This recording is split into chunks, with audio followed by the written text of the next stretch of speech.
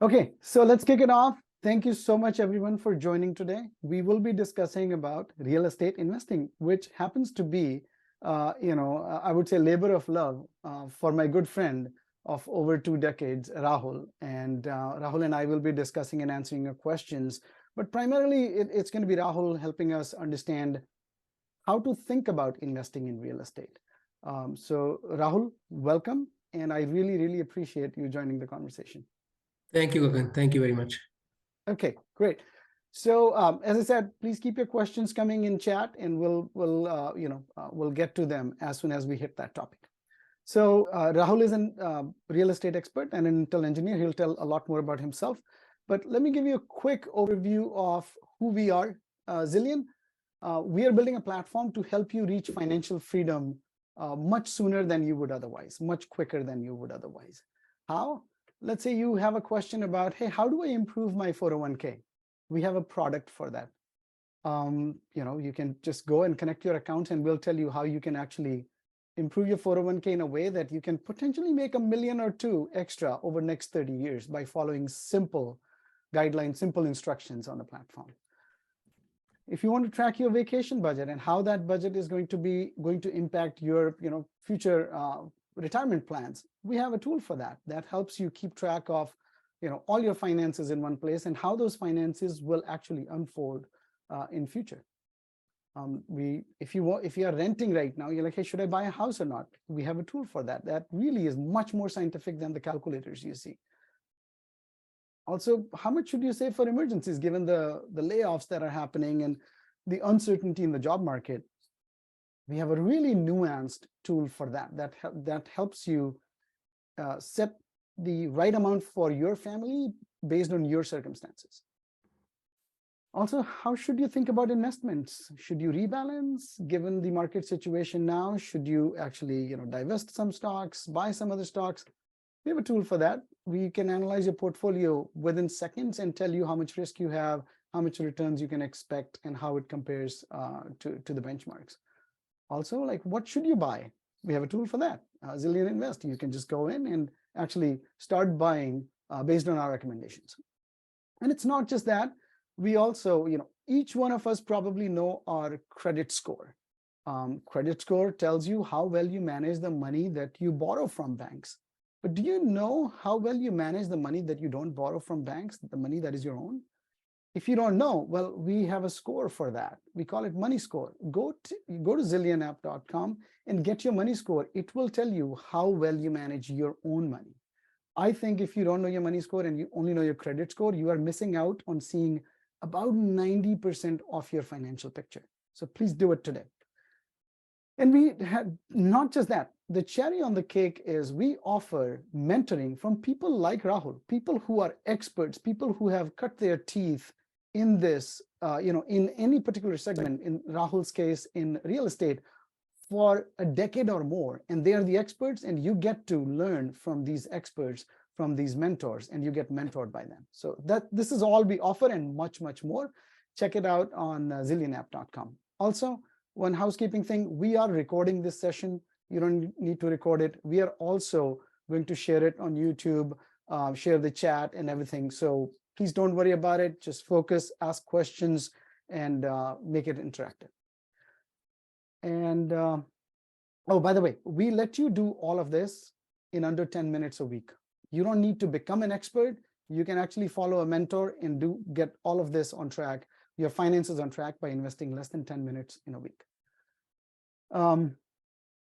And this is what I said, people like Rahul, they are on the platform. They'll help you invest in the area that they are experts in.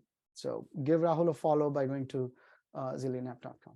And this is the audience interest. I just, I did a quick poll of what people were interested in, and almost everyone wants to know how, when, and where to invest. This is an area that Rahul will go deeper into, and people want to understand the steps of investing into real estate. So high interest all across the board, but highest one is how, when, and where. So we'll go into that. And with that, Rahul, over to you. Sure. Thank you, Gagan. Thank you for the introduction, and I'm looking forward to be part of this Zillion family. So a quick background about myself. I'm originally from India. I've been in Arizona since 2001. I came here for my master's in electrical engineering. In fact, Gagan was there at ASU around the same time. We were roommates, and I've known Gagan since then. But even before that, because we had the same alma mater in our bachelor days. I'm engineer by profession and passion. I love building things, and that is one of the reasons why I'm still working at Intel. It's been almost 15 years at Intel, and that's something which brings me joy every day. Along with that, I am an active real estate professional. I help people like you who are interested in investing, not only investing in real estate, also buying your own primary home. I help people do that. That is my side passion, so to speak. Along with that, I am also an active investor. I do invest in real estate for myself. I have long-term investments both in Arizona, in Virginia, and I'm always constantly looking to basically put more eggs in the real estate basket, so to speak, from my own self. What that does is it helps me create more wealth for my clients, as a real estate professional. And I'm also diversified in mutual funds and stocks, just like I'm hoping most of you are. Diversification is the key to financial success and freedom, and I am diversified. I do have stock ownership, mutual fund ownership, which is more of a passive investment. And I'll look at Zillion as an opportunity for me to help me in that direction. I have a supportive family. My wife and kids, they are also involved in my real estate journey, both as a sounding board and also as people who help me pretty much every day, make progress and move forward. So that's essentially my background. Going to the next foil.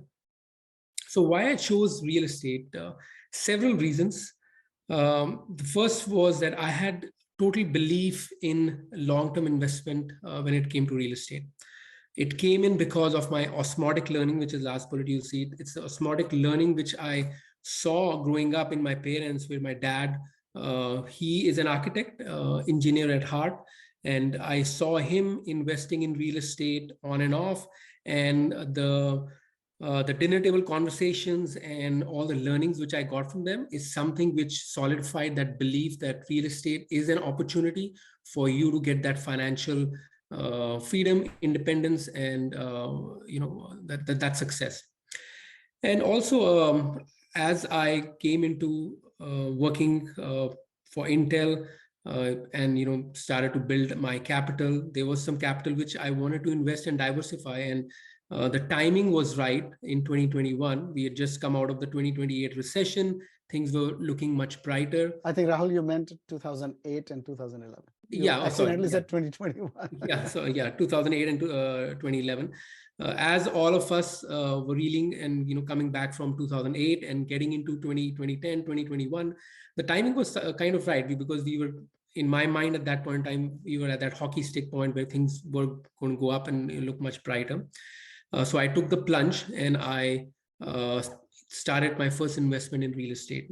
I saw the long-term potential because I had lived in the area where I first invested for 5 or 6 years. I saw the growth potential. I said, okay, let's move forward and grow.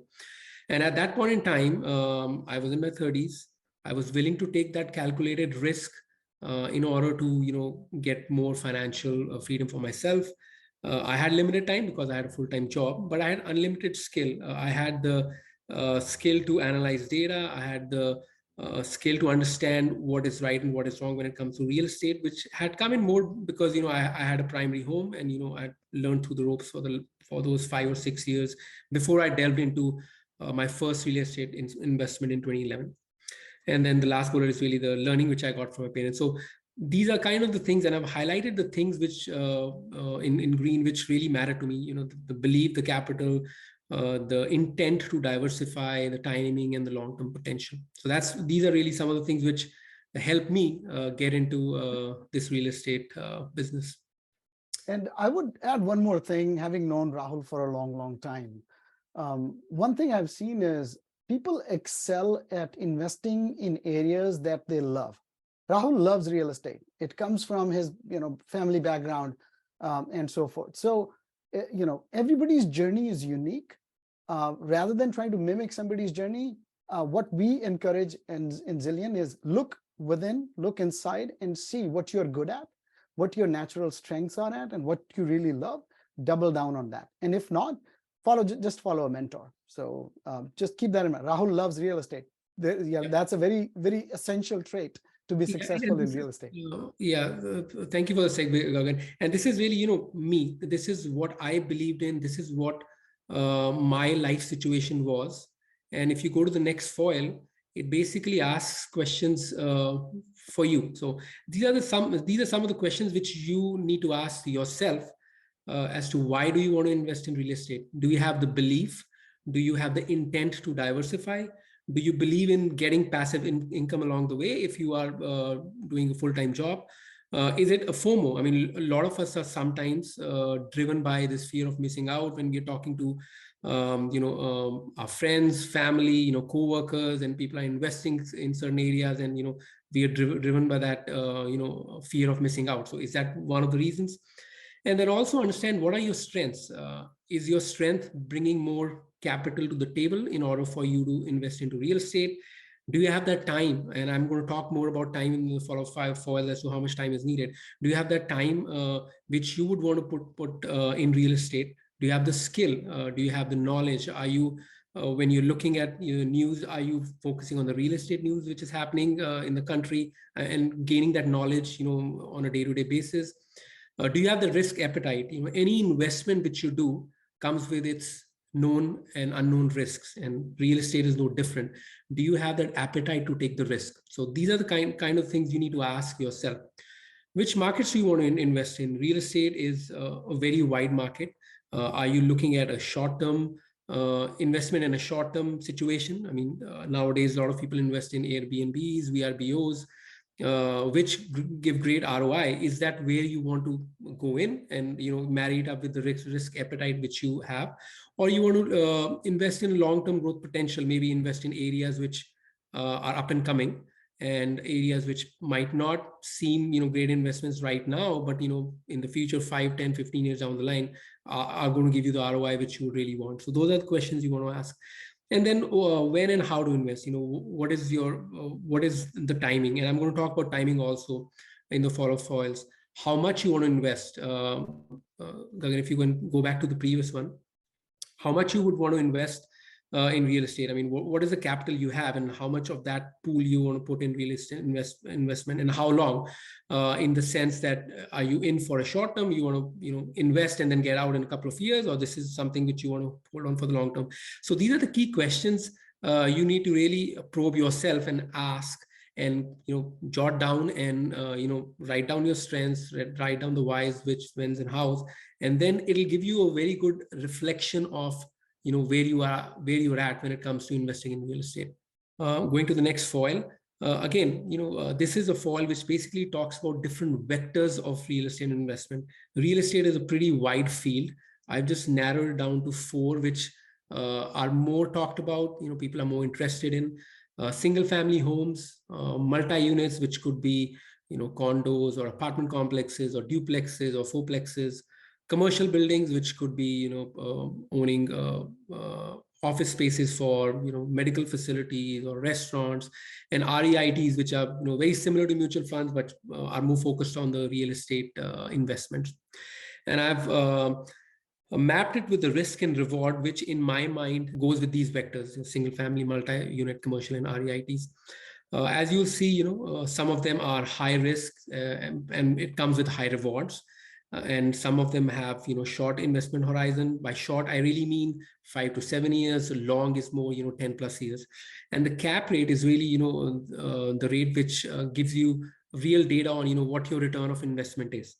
And again, when you ask those questions, which I put in the previous foils, and get an answer, this chart will help you to understand, which vector you would want to go in. Are you a person who wants to take, low risk, and as a result get low rewards? REIT is an option. Or if you want to take medium risks and you're okay with medium rewards, single family homes is the way to go.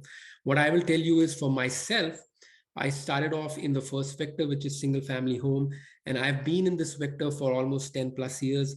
I've slowly gotten into the multi-unit vector also, and dabbled a little bit in commercial. So I've kind of I have my hands in all the pies, but the biggest piece of the pie, at least for me, is the single family home. Yeah, and I'll double down on what Rahul said. Real estate is not a short-term investment. When short-term in real estate is 5 to 7 years. So keep that in mind. Real estate cycles are long, and if you want to just if you want to make quick buck, real estate is not it. Correct. That's right. I mean, you'll always hear stories about people flipping houses and making tens of thousands of dollars. Yes, there are anomalies, but they are few and far between. Along with all these positive anomalies, you'll also hear cases where people lost a lot of money, which you'll probably not hear as much. So just you have to keep these things in perspective. And like Gagan said, by short term, I really mean 5 to 7 years, and long term is 10 plus years. Yeah, and also people who flip, they do it full time. They are the contractors, they are the realtors who are just doing that as a full-time job and spending 60, 80 hours. Rahul does it part-time. So, and I think most of us in this conversation are trying to do it as a side gig, and quick bucks. If anyone promises you, there is probably a catch. So beware. Yeah. This fall talks about the costs and benefits. With any investment, there is a cost associated with it, and there's obviously a benefit. Let's talk about the costs first. And I've broken up the cost into two different buckets, the tangible one, which you can see and feel, and the intangible one, which you don't, it doesn't pop out right away, but it happens. So, the cost for real estate obviously is the initial capital, the down payment which you put in. One of the questions I saw in the chat was, how much down payment is needed.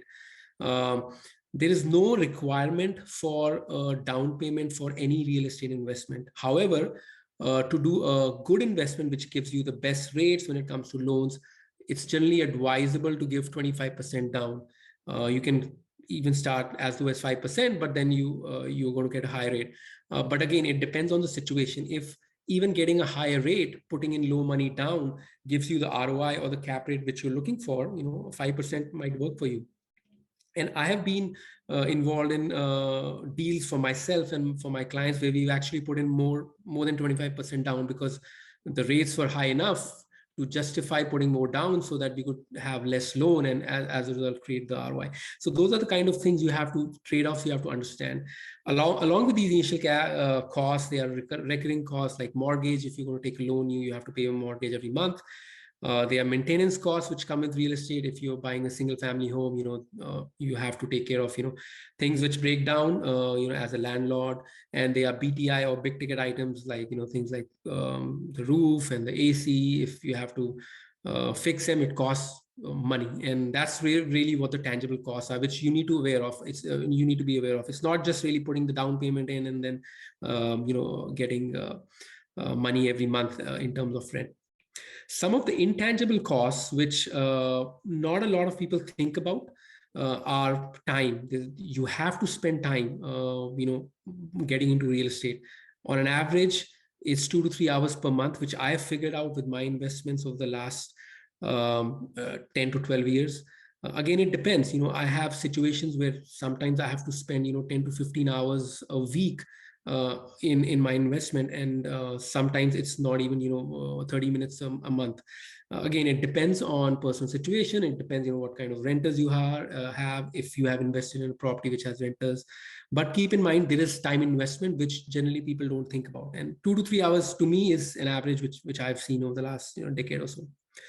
But there's also effort. I mean, there's physical and mental effort. You are, any investment involves, mental effort. You're thinking about it. How do you improve it? How do you better the ROI? That's a value add which you bring to the table as an intangible cost. There are risks associated with it. If you have a investment which is rented out, be a single family home or a commercial property, or a duplex or multiplex, you want to deal with vacancies where people vacate, and then you have to get somebody in. You also have to deal with evictions. I have dealt with evictions for my properties, and it's not fun. I have learned a lot. I always look at the positive side of things. I know now I know what it means to evict someone. It's not, like I said, fun, but there's learning. Now if somebody comes to me, and actually I've had people who have come to me and said, hey Rahul, I have this eviction situation. How do I handle it? Obviously, I'm not a lawyer, but I have enough experience to guide and steer them in the right direction. When it comes to evictions. And then liquidity, when you put the money down as down payment, your money is locked. It's not stocks which you can sell and get the money out right away. Your money is locked, and there is a process to get into real estate, and along with that, there's a process to get out of real estate. When you sell your real estate, it's not quick and easy as selling a stock and getting the look at money in a couple of days into your bank. So those are some of the intangible and tangible costs. Now, along with the cost, there's benefit too. You get monthly income. That's the passive income which all of us want and yearn for. And again, it depends on the cap rate, the kind of rate which you can generate out of a real estate investment. The other benefit is buy more. You can leverage the home equity of your investment to buy more. And I always tell people, and I think Gagan probably will echo the same thing, debt which people dread is not a bad thing. I mean, there's something called good debt and a bad debt. Debt, if it allows you to improve and make money, that's good debt. Debt which is basically causing you to give money out, that's bad debt. And debt to income ratio is something which with real estate you can exploit to your own benefit. And Gagan, do you want to add more on that? So debt to income ratio is let's say your household income is $200,000. If you add your mortgage payment plus your car payment plus credit card minimum payment, let's say that comes down to yearly, say $25,000. Now your debt to income ratio is 25 divided by 200. Let's do the math, 12.5%. If your debt to income ratio is less than 40%, you are leaving money on the table. Think of debt to income as an asset class. Why? Because if your debt to income ratio is 12.5%, you can actually go buy more property, more real estate. Banks will happily lend to you until your debt to income ratio reaches 40%, even 50%. And now real estate grows at 3 to 4% a year. Banks give you money 80% of the value, or maybe 75%. So that 3 to 4% becomes 4x or 5x. So you are earning 16 or 20% returns on your investment capital. And as Rahul said, good debt is debt that is used to buy assets or improve your skills, education. Bad debt is debt that is used to buy consumption-related items. Good debt is always good because it's helping you reach financial independence sooner. So debt to income ratio, exploit it. Exactly. And I'll tell you my example. The only reason why I have been able to grow my real estate portfolio is because I take debt and I use that debt to build those assets for myself, and as a result generate that passive income, which is basically that good cycle where as I generate passive income, I'm also leveraging my home equity, and I'm increasing the income column for myself to basically lower the debt to income ratio so that I can buy more debt. So again, that's something which you need to keep in mind, and not a lot of people think about it from that perspective. Like Gagan said, that it's an opportunity which is lying on the table, which you need to take if your debt to income ratio is lower than around 40 or so. Some of the intangible benefits of real estate investment I wanted to highlight. It's a safer option. I mean, you're hedging your investments. A lot of people invest in stocks, or things like investing in gold. I mean, there's so many options, right? Stocks, mutual funds, gold, and real estate is one of them. It's just hedging your investments, just like you would invest in multiple stocks or invest in mutual funds. The next thing is asset growth. Property always appreciates. Sometimes at a very high rate in a given span of time, sometimes at a low rate. But in general, real estate has always grown up. And there's going to be a chart in the foils which will give you a view of what real estate growth has been. The third thing, which is tax benefits, which I think is the biggest intangible benefit, in my opinion, for real estate investment. There are so many tax benefits which you can get investing in real estates, which comes to deductions which you can get, depreciations. If you are a tax savvy person, you would probably know about cost segregation or bonus depreciation, which can give you huge amount of tax benefit you can't even imagine, in terms of your tax burden every year. And real estate allows you to do that. And again, I'm not a tax expert, but being in real estate, seeing those benefits, like I said, this is probably the most intangible benefit which I've seen for real estate. And then for everyone, there's no barrier for entry. You don't need a degree in real estate to invest. All you need is a set of experts you can rely on. So there's you need 5% of your initial down payment. Just to give you an idea, from a down payment perspective, my first investment which I did had me invest 20,000 of my money into real estate, which I mean, looking back, was not a lot, but it allowed me to get that home equity built in and exploit my debt to income ratio. Now, when you get into real estate, these are things which I have learned. Again, my focus has been single family home, and this is what I wanted to share in terms of when you're looking at properties, what do you need to look at and what you should not look at. When you're buying properties, buy it in a desirable macro location. When I say macro location, I really mean in neighborhoods which are closer to schools, to hospitals, to areas where there's commercial activity, like I said, which have growth potential.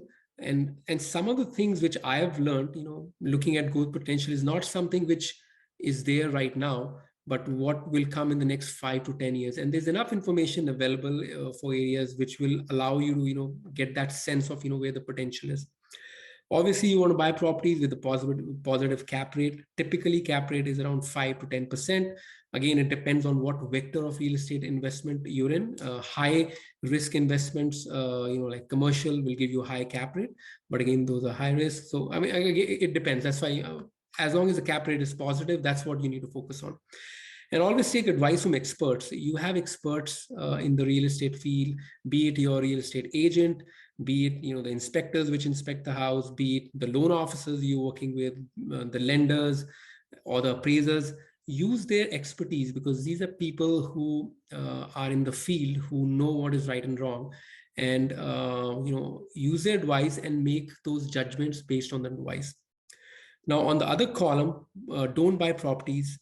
Things which I've learned along the way, don't buy properties which have existing major issues, issues which could be, with the roof or with the flooring. Don't buy properties which have liability areas, things like, a pool can be a liability.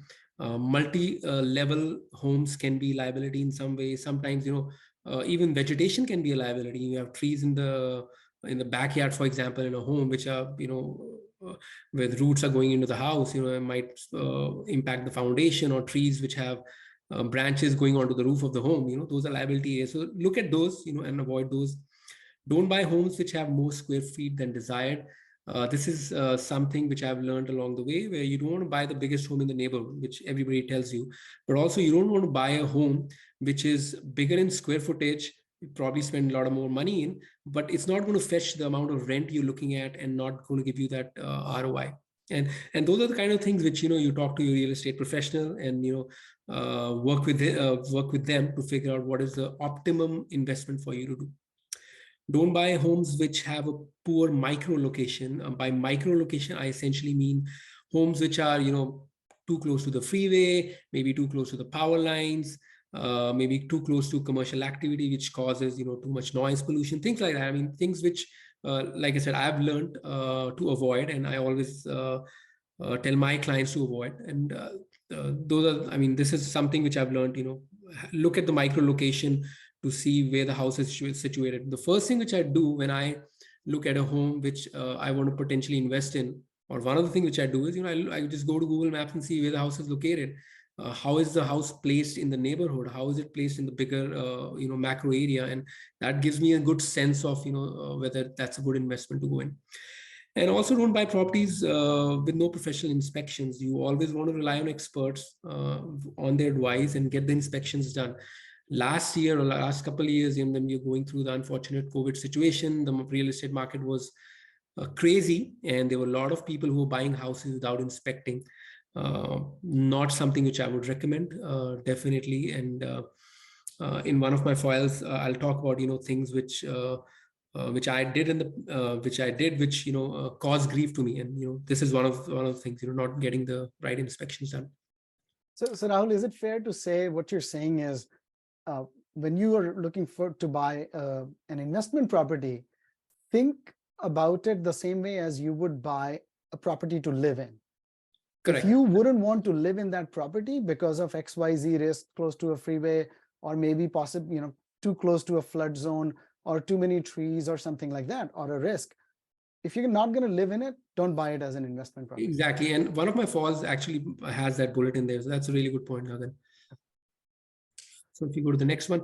So this one basically is the chart I was talking about, which shows to you the long-term trend of the real estate growth over the last, I guess, I don't know, like 40 years. This is 1988 onwards. So this is good, like, 46, 44, 45 years. Yeah.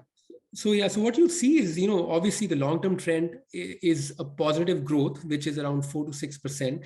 And you'd also see a little bit of bump, right? In 2006, there was a big bump in the home prices. In fact, my primary home, which I bought, was probably at the peak. I bought it in the end, middle of 2005. And, at that point in time, that was my first investment. I was relying on experts.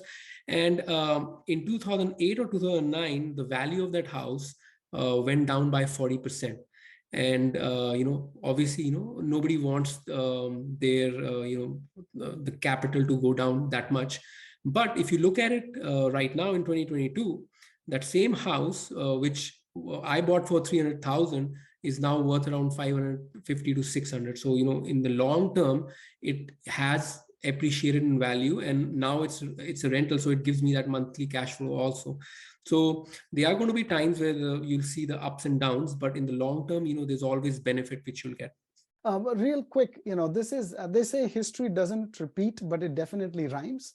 And you can see real estate market goes up and down, but this curve you see here, this is line, this is about 3 to 4% per year appreciation, and this is called Case-Shiller index. A Nobel Prize winning economist from Yale University created it a long time ago, and it tracks the overall pricing month over month. And you can see 2004 to 2007, you see the appreciation here, which got out of hand, then it crashed. Then it was fine until COVID hit, and in COVID, again, things went way out of control. Now they are falling back. So long-term trend, real estate, 3 to 4% is a safe assumption. If anything grows faster than that in real estate, chances are it is going to come down. And look at this. This is Miami right here. Miami has not fallen down yet, but this was also Miami in 2007-8. So you can see prices will likely fall, or if not fall, they will see what happened in the 2008 to 2012. Prices didn't go anywhere. So that's a possibility. I think there was a question about where are prices headed. If you look at this chart and history rhymes, prices are not going to increase too much. So but I will say this, every market is local. If you look at Chicago, it's a different market than Dallas. It's a different market than Phoenix, and San Francisco is different. So look at this chart, and I put the link in the chat, and I will also share it via email. Look at your local market. You will get a much better perspective that way. And I also want to add that when you look at this chart, you tend to think that, when the market is going down, that's the time to really look at real estate. I'll tell you with my example. The first home which I bought was in 2005, which was at the peak. And looking back, it's been a great investment for me. Last couple of years, which is the second peak which you see in this chart, would be an area where you would think, not a good time to invest. I have myself invested in 3 to 4 properties in that time frame, and they have turned out to be positive cash flow for me, and hopefully they will in the future. And the next wall basically, is an example which I want to show. If you go to the next wall, Gagan, to basically solidify what I'm trying to tell you. I just picked up the data for Chandler, Arizona, which I'm from Chandler in Arizona, and I wanted to give you an example to show you what I'm really saying when I say that the best time to invest in real estate is now, and this applies at any time. If you look at the first chart, that's the sale price for Chandler, which you'll see back in May 2022 average sale price was 560, and it has dropped down to around 400, 480 this year. So that tells you the market is going down, just like we saw in the previous chart. The interest rates back in May were around 5%. Now they are 6.5%. So interest rates have gone up. And the third chart is the monthly rental, which if you look at it from May last year to April this year, is essentially flat. So what that tells you is that a home which was priced at 560 and you put 25% down at 5% rate at that time would have a principal plus interest, which is your part of your mortgage, around $2,250. Today, the same house, if it is priced at 480 with a high interest rate, will basically give you the same principal plus interest of around 2275. So a lot of people might think that, hey, interest rates are high, maybe not a good time to invest. But the data shows, again, this is very local. The data shows that if last year was a good time to invest, right now is very similar. So the best time to invest in real estate is now, in my opinion. And also, if you looked at the previous chart where there were two peaks, I invested in both peaks and both of them have turned out to be positive ROI. So I'm just not telling you because the data is there. I'm telling you because, I have my own personal investment in those situations. Again, to double down on Rahul's point, real estate is hyper local. There is a possibility that there will be a house in the market that you live in, and you will have an advantage buying that because of many, many reasons. You can secure better financing, you know the property, you already know some renters. So if you have the capital, and interest rates do come down, they will come down. I think the Fed is done increasing rates. Even if you get a higher priced mortgage now, 2 years down the road, you can refinance it, and that will improve your cash flow. Exactly. And that's what I tell my clients too, that, interest rates are high is an opportunity. It's an opportunity for you to get better pricing on the house and better negotiation, and you have a wider pool of investment opportunities in front of you. Imagine when the interest rates are down, what happens? What we saw in 2021, 2022, there's a bunch of investors which jump in, a bunch of people who are looking to invest in real estate, and then competition increases, then it becomes a seller's market. Right now, it's more trending towards a buyer's market because people don't want to put money because interest rates are high. It's just stocks, right? When the stocks are low, that's the time to put money in because you want to sell when they're high. So right now, it's a low market from that perspective.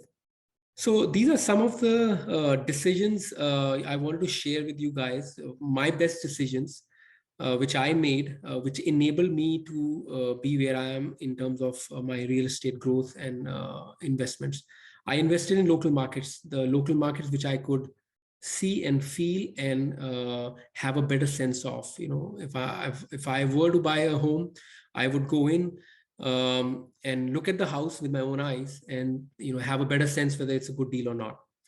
I also, when I invested in non-local markets, I partnered with somebody who was local, who could be my ears and eyes virtually and help me make that right decision for myself. I focused on areas and home plans. I focused on areas which were good neighborhoods, plans which which made sense to me, whether they were single family homes, if they were like 13 to 1400 square feet homes, whether they flowed well, whether that was something which, I would want to live in. And that's my other bullet too, which Gagan also pointed out, I invested in homes which I would want to live in. There were a lot of times that I went into a house which didn't feel like a home.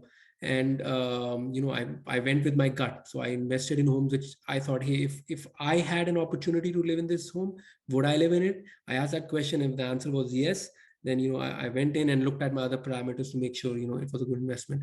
I started with smaller single family homes. If you really look at the single family home distribution, they range from 1,100 square feet all the way to, in Arizona, you'll find 600,000-700,000 square feet homes too. So the range is pretty wide, but the ROI is more with smaller homes. I target my tenants to be people who are moving up from apartments going into single family. So they are they just want more square footage, maybe want a little backyard area and all that. So that's really what I target. I use professionals when needed, which is all the right people when it comes to appraising, when it comes to lending, when it comes to inspection. I have my set of people who I've used for several years, and I rely on them. I rely on their advice. I've had situations where I have put an offer on a house, got accepted, got it inspected, and the inspector has given me a thumbs down, and I've walked off because I rely on his judgment in a lot of ways. I made quick decisions. I've not sat on decisions when it comes to getting in or getting out. And a lot of times, I'm sure it's happened with you where you've always thought, hey, another 6 months, maybe the rates come down, maybe the market's going to go down. I have not done that. I have made decisions. I've moved on, and I have my set of data which I look at. Which on the right you'll see the example. I have my Excel sheet which allows me to make that quick decision whether this is a good investment or not. And I do all the checks, and if it is good, I just dive in. And I rely on experts and all that stuff, and then I move on. And also, I have my unbiased perspective from my spouse. My wife is very much involved in my investment decisions, and she's the devil's advocate, and I listen to her just like I listen to her on other things too. This is another thing which I listen to her. If she tells me, Rahul, this is not something which I would live in, I take that seriously, and I just move on. So it's always good to have a sounding board. It doesn't need to be your spouse, could be your friend, or could be your colleague, but always have that unbiased perspective. I took calculated risks. I have invested in areas which have zero growth as of right now, but I do see potential. I've also invested in homes which have been slightly older, but they have potential both in terms of rent and other things. So I've taken those risks, but they have been calculated, and they have given me rewards. I've created relationships with vendors, be it inspectors or loan people or appraisers, or my co-workers in real estate industry or handyman. I've created those relationships which allow me to make those quick decisions. So if I have to run something quickly through one of these vendors, I just call them and get their perspective, and then it helps me to make that decision quickly. At the end of it, I've done the math. I mean, I've always made sure that the math works out, because at the end of the day, this is an investment, which means you want to invest in something which gives you an ROI, and that ROI needs to be positive. If the math says it is a negative ROI, but it's a home which is as beautiful as it can be, don't go in there, because if it's not going to fetch you the money which you're looking for in the investment, just don't go in. So do that math. And the example on the right is basically the math which I do. I mean, I have my Excel sheet which I plug in the numbers, and I get my ROI. And if the ROI is positive, that's my first sign of diving in and looking at other things. So always remember to do the math. And just two things I would actually double click on. One is building relationships. That doesn't happen overnight. It probably happened for you, Rahul, over many years, right? You cycled through a few handymen before you found the right one. You cycled through a few assessors or inspectors before you found the right one. So don't underestimate that time investment as well. Exactly. Like, for example, the inspector which I use for my homes, and I always recommend to my clients, is the guy who inspected my first house. So I've known him for like 10-15 years. So that's a relationship which I've built in. Same with the handyman, same with a plumber or electrician. I know them not just professionally, but sometimes even beyond that. Even as simple as my landscaper, I've known him since 18 years. And if I have something which needs to be worked on in my rental home, I don't have to I don't have to worry about him not going. I just text him and he's there, he fixes it. And sometimes he charges me, sometimes he does not. And sometimes I have to prod him to, take that money for the value he brings to the table. And that's because, I've created that relationship with him. So that's really important. Yeah.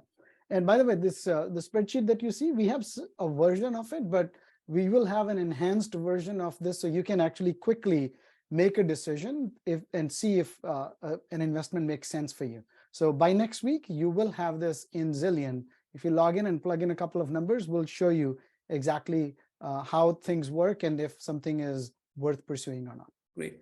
I've told you all the good things. Now I've made some bad decisions also, which I want to share with you. Some of my worst decisions have been the following, sight unseen investments. I have, in the beginning of my investment journey in real estate, have invested in unseen properties. In this case, I invested in land which at that point in time sounded, a great investment to be in. But I didn't do my due diligence of, looking at the land, trying to see, what the layout was, trying to see the recurring costs associated with it. And I lost a lot of money. And thankfully, last year I was able to sell it off and, get away from that constant bleeding of my resources or my money. But that was a bad decision. So, never buy a home which, you haven't seen. Emotions over logic. Don't let your emotions overcome the logic. This is an investment. And, like I said, you want to make sure it is giving you the positive cash flow which you're looking for. If your emotions are taking over the logic, think twice. And, sometimes, like I said, use a sounding board and don't let the emotions go with the logic. Lock too much capital. I have had investments where I've locked too much capital, and that's come to bite me because I've had future investments which I could not do because my capital was locked in one investment. That's where the debt to income ratio plays in.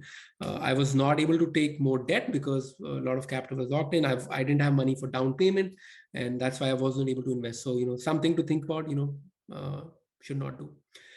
Trusted but not verified. All of us are human. We trust each other. I trust people I work with, like you should. Everybody's trying to do the best thing when it comes to real estate transaction, but you got to verify. It's always good to trust, but you want to make sure that you're verifying what is being told to you. So always be the devil advocate in yourself to make sure that whatever is being told, you have verified yourself. Delayed evictions. Like I said, I've been involved in evictions in the past. And one of the things which I did wrong was that I delayed the evictions, thinking that, the rent is going to come in. And that's the previous bullet. I trusted my tenants to give me the rent, but I did not verify the situation enough for me to really, start the eviction process early. Those are, and that came to bite me. The silver line to that was I got to know what the eviction process was. But again, I lost a lot of money in that. I did not move with the market. This is specifically for, if you have rental homes, the rent rates have gone up. Did I increase the rent based on the market? I did not. That came to bite me because my ROI was not what it should have been. And the last thing, which is a big thing, is no exit strategy. Anytime you go into an investment, you always need to think what your exit strategy is. When would you want to get out of that? Is it 5, 7 years, 10 years, or what happens, if the market goes down, are you going to get out? So think about the exit strategy. It's always good to write it down, note it down. What are the things which will make you exit out of that investment? So having no exit strategy is something which, I regret. And it jives with the first bullet. I did not have an exit strategy for the land investment, which I did, and that came to bite me.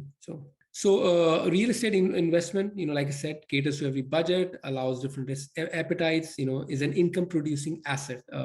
Easy to start with. You don't need to get a degree to invest, provides huge tax benefits, and creates value consistently over time. I can say that for sure because I've invested last 10 to 15 years. So if you ask me, there is no reason for you to not invest. I would highly encourage, and Zillion is a platform where you can go in and get the first tips of what to do and where to do. Thank you, Rahul. And since Rahul mentioned about trust and verify, Rahul is a trusted. I've known Rahul, I don't know, since 95, long time, 30 years, and he's trusted and verified. So if you don't want to spend the time, the next best thing you can do is partner with someone who spends the time and you provide the capital, or at least say 50%, 60% of the capital, and the other person provides the rest of the capital. That's what I did. I bought a property in 2014 and I partnered with a realtor friend of mine. Again, I've known him for 30 plus years and he lives in Virginia. I didn't know the market, but we pooled our money and he was the eyes and ears on the ground. I was the half partner in terms of capital, and we got 15+% returns on that property when we sold it earlier this year. So if you are not, like, I was not willing to spend the time. I couldn't even spend the time because the property was in Virginia, but he was an expert and he did that. So find a mentor. Param is that mentor's name. He's also on Zillion. Rahul is on Zillion. If you want to get a taste of real estate investing and you are not ready to jump both feet in, but you want to partner, you're more than welcome to partner with Rahul or partner. Great. Couple of questions. Thank you so much, Rahul. This was very informative. I learned something new every time you speak, you open your mouth. So thank you. Couple of questions. Chanchal is asking, what's the difference between primary home versus investment home ROI? I'll give you my quick 10-second thing. I don't think primary home is an investment. Primary home is something you buy to enjoy and raise your family. And I'll let Rahul take it from there. That's absolutely right. I mean, primary home is not fetching you any income. So it's not an investment. Your investment is something which fetches you income on a consistent basis. So primary home is not, a lot of people think primary home is an asset. It is not, because it's not fetching you an income. What you invest in as investment home, where you have income being generated, is what an investment home would be. And if you have a primary home, and if you have that debt to income ratio, which allows you to take a segue and buy more homes, for all intents and purposes, go and do it. Great. Any other questions? Feel free to unmute yourself, ask your question. We have a few minutes. Please go ahead. How do you see what is the difference between single family and multi family homes, and what is the right strategy? For multifamily homes, it's mostly like duplexes and multiplexes, where you have, a single tract of land, and you would have, 2 or 3 units or a 4-unit place. The ROI for multiplexes is bigger than a single family home. There's no doubt about that. But at the same time, you're dealing with multiple tenants. The ROI typically, if you look at the cap rate, sometimes goes beyond 10% for multifamily. For a single family, it generally lies between 5 to 10%. So that's the difference, tangible difference. And I do recommend multifamily, but again, you have to understand that you'll be dealing in multiple tenants, which also means you will be dealing with multiple vacancies, multiple evictions, things like that. When a situation like that happens, it's always good to have a property manager, which I think there was one of the questions, whether it makes sense to have a property manager. Sometimes it does in the duplex multiplex situation. In fact, I'm in the process of getting a multiplex for one of my clients, and the ROI, when I looked at it, I was like, well, this is huge. I did see a question which talked about paying down your primary home mortgage. I would not recommend it unless you have a very high interest rate. Use the debt to income ratio and leverage that to buy more investments. Use that good debt to buy more investment, as opposed to reducing your mortgage for the primary home. That's one of the decisions which I did not have it. I locked all the capital in by paying more towards my primary home, and as a result, didn't have the capital to invest. Hi, I have a question. Sure. As Rahul was mentioning that this is a good time to buy a house, you can negotiate kind of, right? Because the interest rate is high. But in my area, there's no inventory. How do you even go about that? Good Go ahead, question. Rahul. I've had this situation where even in a buyer's market, inventory is an issue. That's a time for you to tap your network of real estate professionals. As an example, in Arizona, even if the house comes on the market, there is a pool of houses which show up in the coming soon listing, and work with your real estate agent to get into that pool and get to know about potential listings which are coming up. That's one way. And the other way which I've seen is, if you like an area where you don't want to invest in, so send the flyers out to all the people who are living in the house and ask them if they want to sell their home.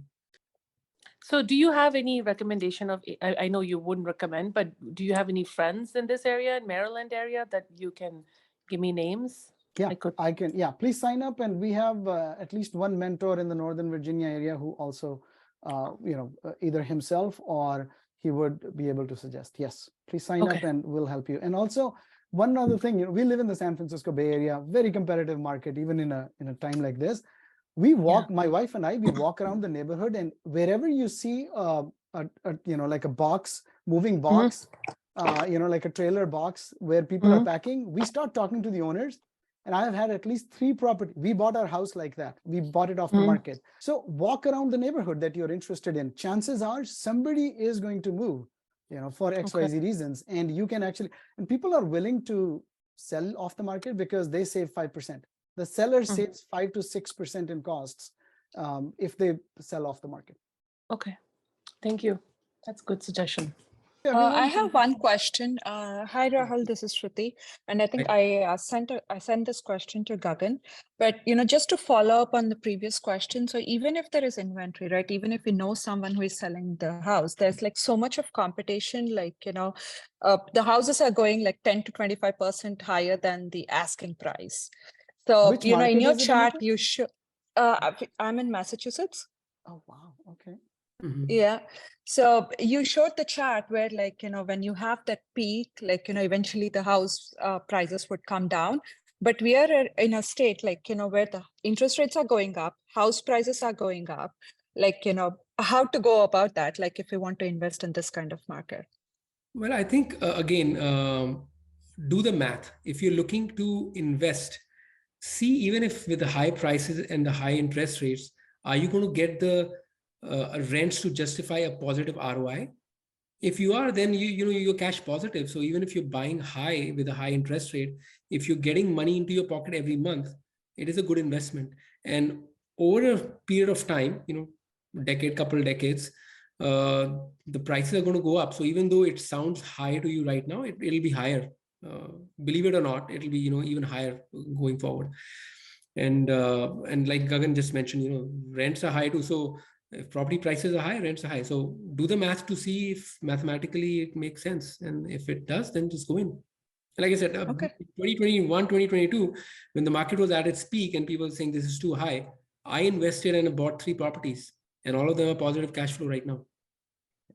And I'm pretty confident of that because it checked all my boxes. And also keep in mind, positive cash flow is on rent alone, but the appreciation of the property is the gravy. So even if your cash flow is slightly negative right now, it might not be a bad thing because properties in the long term, over next 10 years, 20 years, they are going to increase in value at 3 to 4% a year. And you are only putting 20% down, which means that 3 to 4% is somewhere between 15 to 20%. So you can gain that, pocket that at least. Correct. And also, I want to lay stress on one of the intangible benefits, which I said is taxes. If you're not a tax expert and if you've not done your taxes for this year, like I have not, I've filed for extension, talk to your CPA and ask him, what kind of deductions and what depreciation benefits you can get, and you'll be amazed. Yeah, it's not just the money coming in. It's not just cash flow. There are benefits that are not cash flow related, but they still impact your overall bottom line, as we say. If you are a business, then the deductions you get actually take the income off of your top line. So there are multiple benefits to real estate investing. Okay, thank you. One last question. And do you recommend creating a LLC if you want to get into real estate investment? Yes, I do. It's always good to have a separate entity because it helps you from a liability perspective. I've done that for my properties. Again, I'm not a tax expert, but from my experience, I would highly recommend for you to create an LLC and possibly put your investments in that LLC. One thing, obviously, liability wise, it helps you. The second thing is it allows you to track your expenses and your income. And again, like I said, get the tax breaks, which you generally don't think about based on, the income and expenses. So yes, I would recommend that. But I would add that it's more for liability than for tax because LLC taxes, you inherit them as an individual as well. Yeah. But liability is one big thing. Liability is the big thing. So you don't, something goes wrong, they can't sue you and take everything that you have. Like what? Can you give example? Like who's going to sue you for what? So a renter is in your property and they fall, one flight of stairs, they break their leg. Okay. Now they can sue you for whatever the jury finds it. They're like, okay, you owe me $2 million, $3 million. The property is worth $400,000, but your house is worth $1.5 million. Now you are liable for $3 million. Okay. Even if you have insurance on it. Okay. Again, a tax lawyer will tell you exactly, but doing an LLC insulates that. It puts an upper cap on how much you will lose. if you do an LLC, what you will lose is, let's say if that LLC has 2 properties, maybe you can lose all that and not your stocks, not your primary home. Okay, and you would recommend even with one investment home, you should have an LLC Yes. or do an LLC. Okay.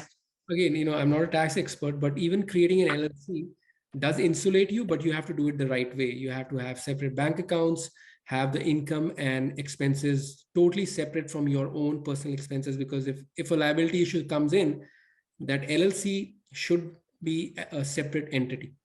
It should not be, you should not be commingling funds with your personal income and expense with the LLC. Okay, so when you're buying the house, the LLC is buying the house for the investment. Yeah. On the title of The it, deed, yeah. or the title, right? Or you can buy on your own and then, create a deed to move it to the LLC. But again, these are tax questions. These are not real estate. Okay, thank you. I appreciate it. Great. Thank you so much, everyone. Thank you, Rahul. And again, if you want to work with Rahul, join Zillion, and you get to tap into the expertise that Rahul has built over 20 plus years. Sure. Thank you, everyone. Thank you for joining, and thank you, Gagan, for giving me this opportunity.